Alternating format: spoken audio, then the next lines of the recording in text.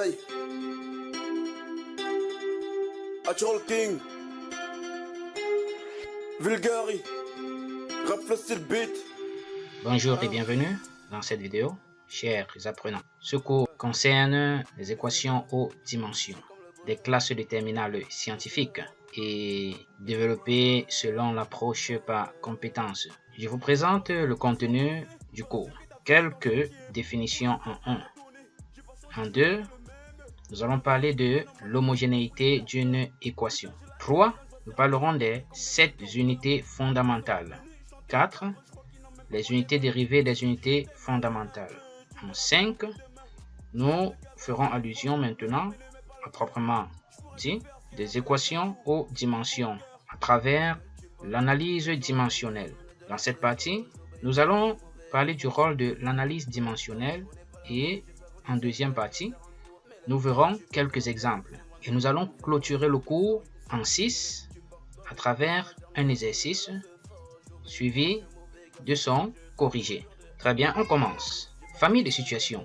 Il est question ici de permettre aux scientifiques de travailler exactement comme un scientifique. Comme catégorie d'action, ce cours doit amener l'élève à pouvoir estimer les erreurs et de pouvoir valider les mesures lors d'une expérience. Activité introductive. La physique cherche à décrire les phénomènes de manière qualitative et quantitative. Elle doit donc les caractériser par des grandeurs susceptibles d'être mesurées.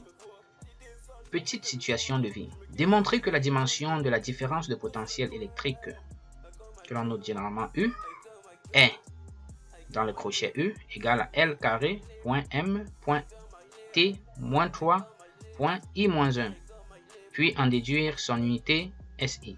Quelques définitions. Première partie. Une grandeur, c'est une propriété ou une qualité que l'on attribue à un corps ou à un phénomène et à laquelle on peut donner une représentation numérique. Exemple. L'intensité d'un courant électrique est une grandeur. La longueur d'un objet est une grandeur, etc., etc.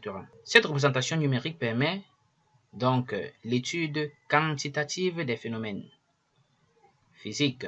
Deuxième définition, équation aux dimensions. C'est une équation reliant la dimension d'une grandeur x quelconque à celle des grandeurs de base ou grandeurs fondamentales. Exemple, si v est une vitesse, on note sa dimension dans le crochet v, dont la dimension est L.T-1, ou encore dim v, dont la dimension sera notée dans le crochet, ou alors on pourra l'écrire dim de la grandeur.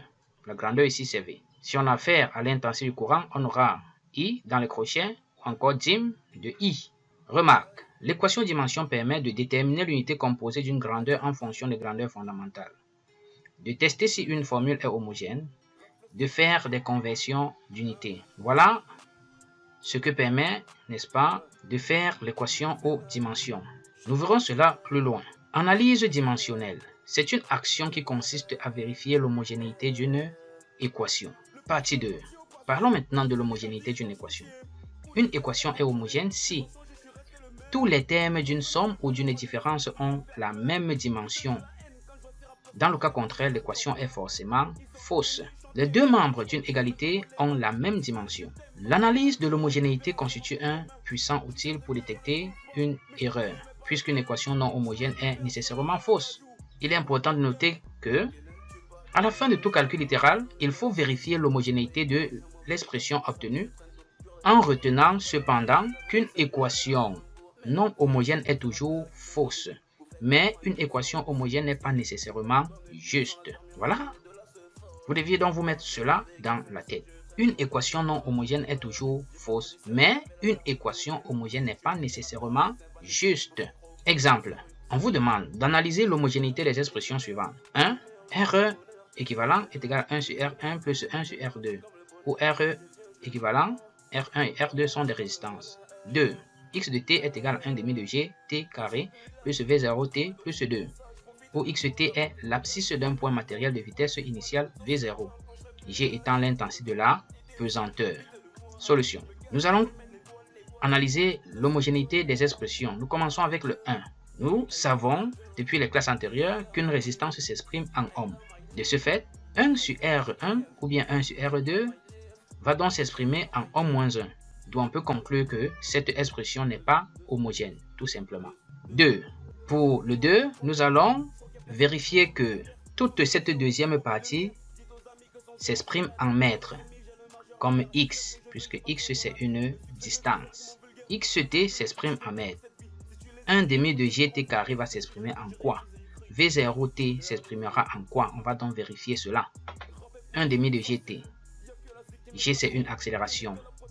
Donc ça s'exprime en mètres par seconde au carré. Donc d'où nous avons ici m seconde moins 2. Lorsqu'on veut déterminer une unité, on ne s'intéresse pas aux constantes ou alors aux nombres sans unité qui se trouvent dans la formule. Comme ici par exemple nous avons 1 demi.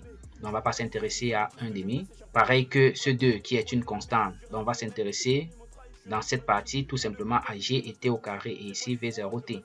1 demi de gt carré aura donc pour unité d'abord g c'est m seconde moins 2 et nous avons l'unité du temps c'est la seconde. Comme c'est au carré, on va également l'élever au carré. Si on multiplie, qu'est-ce que ça fait? Seconde moins 2 et seconde au carré vont se simplifier. Il ne va plus rester que m. On voit bel et bien que 1 demi de gt carré a pour unité le mètre. Là, c'est bon. Est-ce que V0t a aussi pour unité le mètre? On vérifie. V0, c'est une vitesse.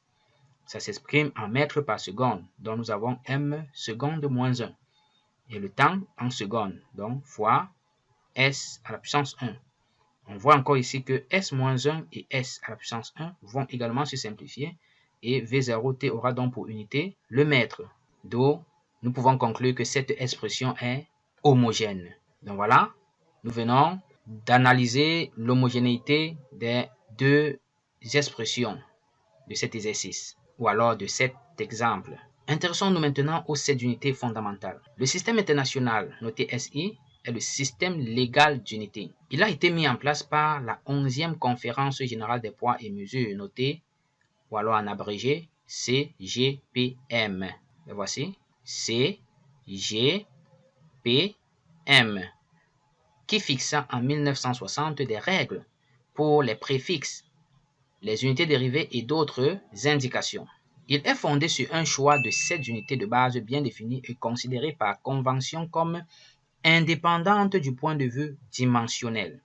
Nous avons dans l'ordre le mètre M, dont l'unité est M, le kilogramme kg, la seconde S, l'ampère A, le kelvin K, la mole et la candela CD. Bon, entre-temps, il y a eu 2 autres unités qui ont été ajoutées, dont on n'a pas encore les dimensions, à savoir le radian RAD et le stéradian SR, dont on ne doit pas nous intéresser à eux dans les équations de dimension. Nota bene, les unités dérivées sont formées en combinant les unités de base d'après les relations algébriques qui lient les grandeurs correspondantes. Exemple, le vol, qui est l'unité de la différence de potentiel ou tension. Le joule, G, qui est l'unité de l'énergie. Le newton, qui est l'unité de la force, etc., etc.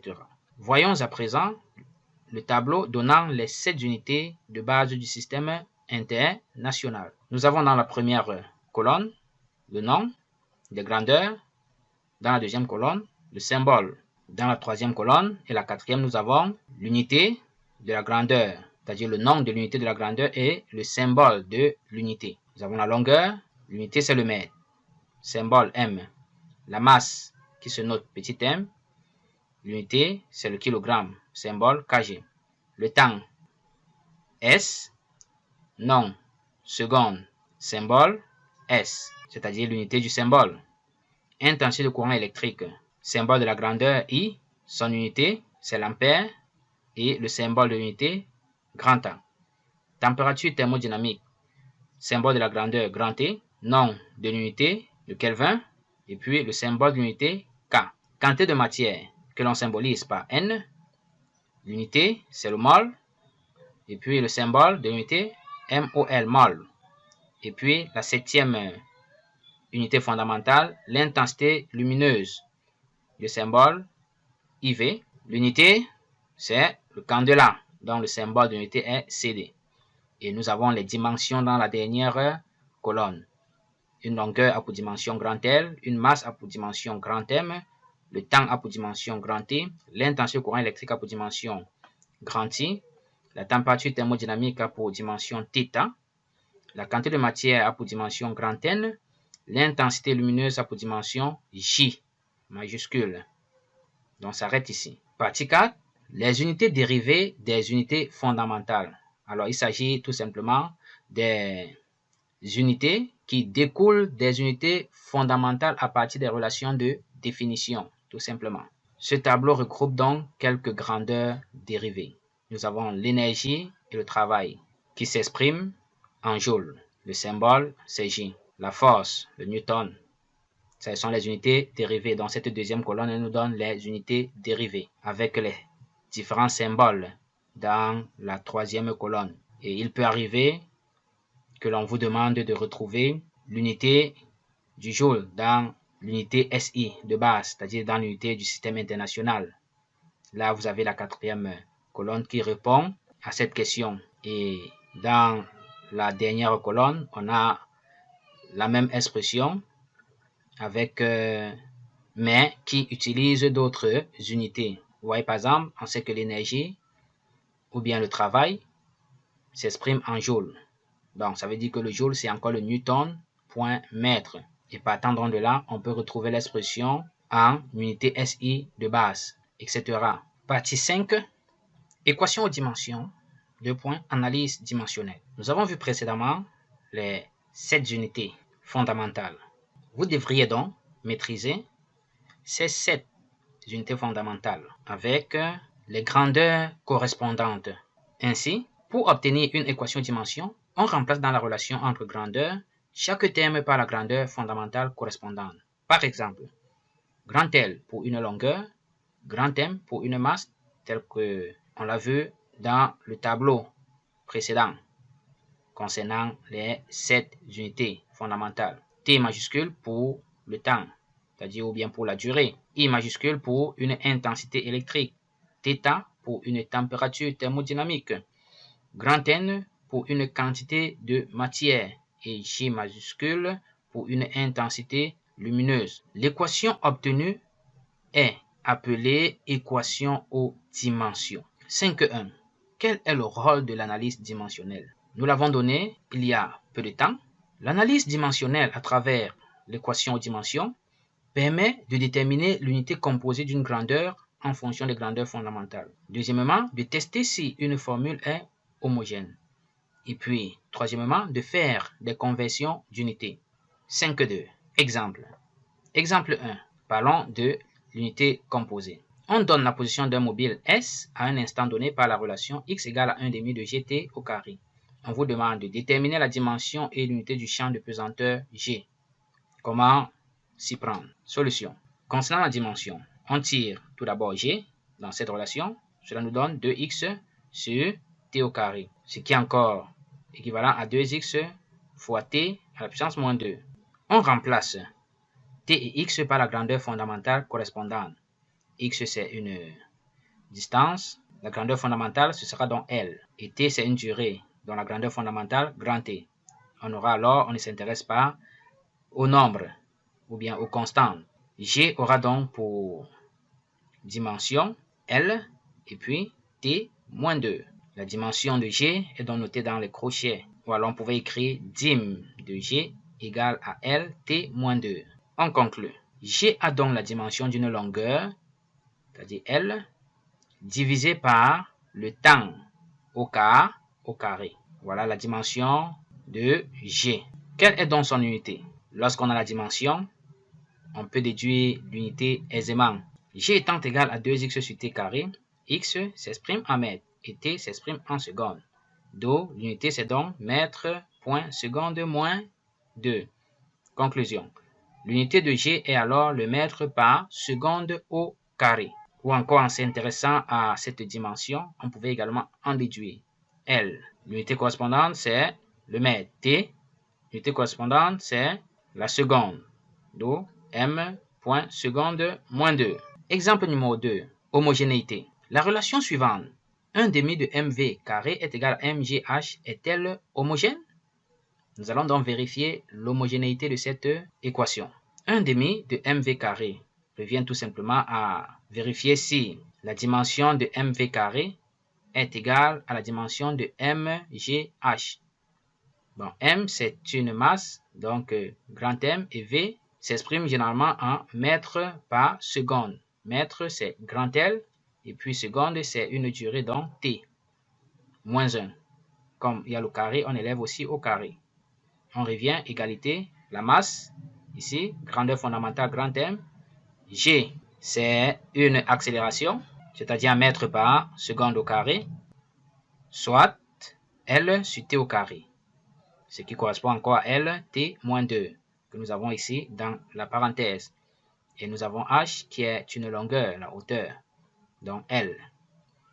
Il ne reste plus qu'à multiplier. Nous aurons donc ici, à gauche, M fois L au carré, c'est-à-dire point L au carré, point T moins 2. Ici aussi, M, L fois L, ça fait L au carré, T moins 2, dont les deux membres sont homogènes. Conclusion, cette relation est donc homogène car les deux membres par analyse dimensionnelle ont la même dimension. Conversion d'unité, exemple numéro 3. Dans le système international, la pression de symbole P s'exprime en pascal ou en newton par mètre carré. Le pascal, PA, newton par mètre carré, N.M-2.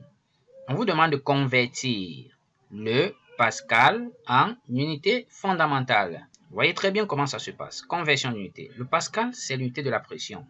Vous avez vu dans les classes antérieures que la pression, c'est F sur S.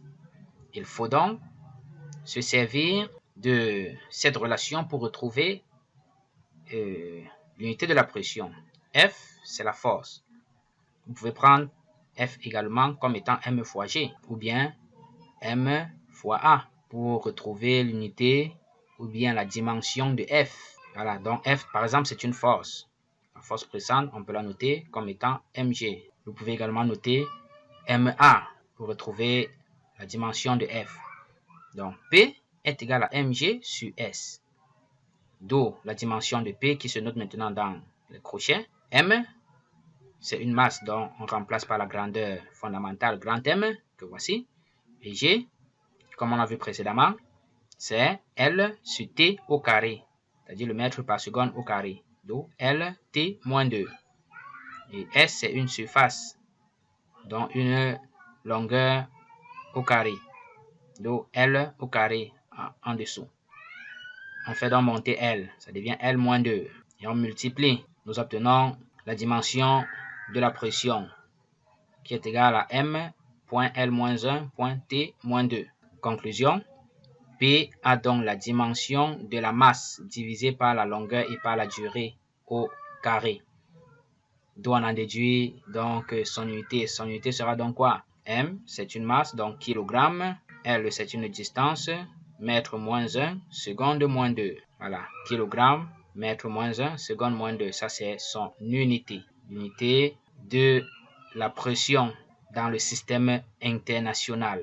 Dernière partie, exercice. Les expressions pour la période de révolution d'une sonde en orbite autour de la planète Mercure sont données ci-dessous. Petit a, T égale à 2pi fois racine de Gm sur R au cube. Et puis petit b, T égale à 2pi fois racine de R au cube sur G fois M. Grand M représente la masse de Mercure et R, le rayon de l'orbite circulaire de la sonde. Sachant que G a pour dimension L au cube point M-1 T-2 et s'exprime en mètres cubes, kilogramme moins 1, seconde moins 2, déterminez par deux méthodes, analyse dimensionnelle et analyse des unités, la bonne expression pour la période.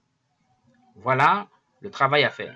Solution. Donc nous allons travailler en deux étapes. La première étape consistera à vérifier par analyse dimensionnelle si la dimension du second membre, c'est-à-dire le membre qui est juste après l'égalité, est équivalent à T pour A et pour B. La deuxième étape, on vérifiera par analyse maintenant des unités si l'unité du second membre, toujours après l'égalité, est égale à la seconde, puisque ça c'est une durée, la période c'est une durée, et une durée s'exprime en secondes. Et la dimension d'une durée c'est T. On commence avec le petit a. Analyse dimensionnelle tout d'abord. Donc nous ne nous intéressons pas aux constantes, c'est-à-dire 2 et pi. 2pi racine de gm sur r au cube est tout simplement équivalent à racine de gm sur r au cube pour l'analyse dimensionnelle. Donc, g, nous avons son unité. Nous avons sa dimension qui a été donnée. On remplace directement et on ajoute la dimension de la masse qui est grand M. Donc, nous reportons tout ceci, nous ajoutons grand M. Et la dimension de R. R, c'est le rayon, comme on l'a dit, donc c'est une distance. Donc, la grandeur fondamentale de la distance, c'est L. Donc, sur L au cube. Pour ne plus utiliser la racine, on va donc mettre 1,5. Donc, lorsqu'on a racine de A, c'est encore égal à la puissance 1,5. Donc, racine de A est égale à la puissance 1,5. Donc, nous avons ceci. Il ne reste plus qu'à développer pour voir si la dimension de cette deuxième partie est égale à T. Lorsqu'on développe, nous voyons que L à la puissance 3,5 sur L à la puissance 3,5 vont se simplifier. Et M moins 1,5 fois M 1,5 vont aussi se simplifier. Il ne va plus rester que T à la puissance moins 1 qui est bel et bien différent de T. Donc, l'expression A est incorrecte. Je rappelle que lorsqu'on a L au cube fois 1,5, c'est-à-dire la puissance 1,5, s'il va entrer et multiplier chacun des exposants. Là, on aura 3 fois 1,5, 3,5, moins 1 fois 1,5, ça fera moins 1,5. 2 fois 1,5, ça fera tout simplement T à la puissance. Donc, il y a un moins que j'ai omis. Donc, on aura 1,5 fois moins 2, ça fera donc moins 1. Donc, T moins 1. Et M fois 1,5, on aura donc M fois 1,5. M à la puissance 1,5, autant pour moi. Les simplifications nous permettent donc de conclure que l'expression A est incorrecte. On s'intéresse maintenant à l'analyse des unités. 2pi fois racine de gm sur r au cube est égal à quoi? Nous avons l'unité de g. On reporte m au cube, kilogramme moins 1, seconde moins 2 fois l'unité de la masse, c'est le kilogramme. Et l'unité de r au cube, c'est m, c'est une distance, donc m au cube. On développe comme précédemment, en faisant entrer la puissance 1,5. On obtient ceci et on se rend compte que m à la puissance 3,5 et m à la puissance 3,5 au numérateur et au dénominateur vont se simplifier.